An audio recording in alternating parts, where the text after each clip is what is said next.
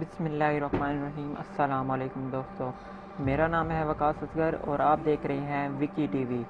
دوستو، آج ہم بات کرنے جا رہے ہیں اس شخص کے بارے میں جس کے پاس کھانا کھانے کے بھی پیسے نہیں ہوتے تھے اور اسے ایک فلم دیکھنے کے لیے اپنے گاؤں سے 40 کلومیٹر دور جانا پڑتا تھا۔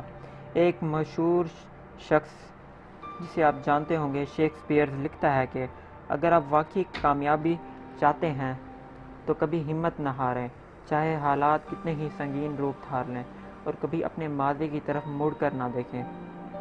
دوستو، نواز الدین صدیقی 1974 میں بدھا کے ایک چھوٹے سے قصے اتر پردیش میں پیدا ہوئے۔ ان کے باپ ایک کسان تھے، ان کے 7 بھائی اور 2 بہنیں تھیں۔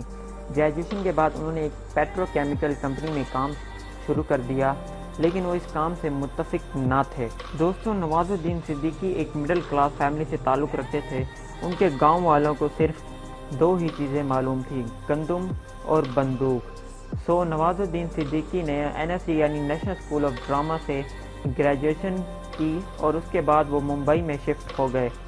ان کے سر پر ایکٹنگ کا جنون سوار تھا اور ان کی انتھک محنت کے بعد آخر کار انہیں 1999 میں آنے والی عامر خان کی فلم سرفروش میں ایک چھوٹا سا کیمیو، مطلب رول مل گیا۔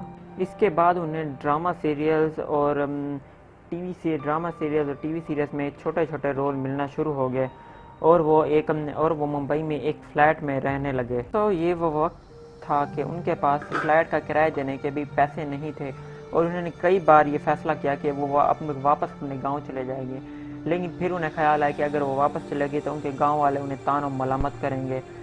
پھر انہوں نے سوچا کہ ماضی کی طرف مڑ کر نہ دیکھا جائے۔ پھر ان کی جدوجہد کے بعد آخر کار انہیں 2003 میں آنے والی فلم بائی پاس میں عرفان خان کے ساتھ ایک چھوٹا سا رول مل گیا۔ اس کے بعد انہیں 2007 میں آنے والی فلم پتنگ میں ایک لیڈ رول ملا اور یہی وہ مقام تھا جس کی وجہ سے ان کی شہرت بڑھتی گئی۔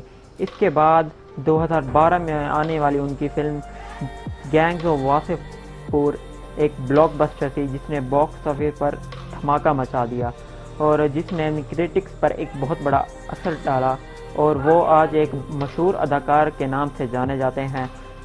دوستوں، ہمیں نواز الدین صدیقی کی زندگی سے یہ سبق ملتا ہے کہ کچھ حاصل کرنے کا جذبہ اگر دل میں ہو تو آدمی ضرور کامیاب ہوتا ہے، اگر وہ حاصل نہ کر سکے تو ہمیں کافی کچھ سیکھنے کو ملتا ہے۔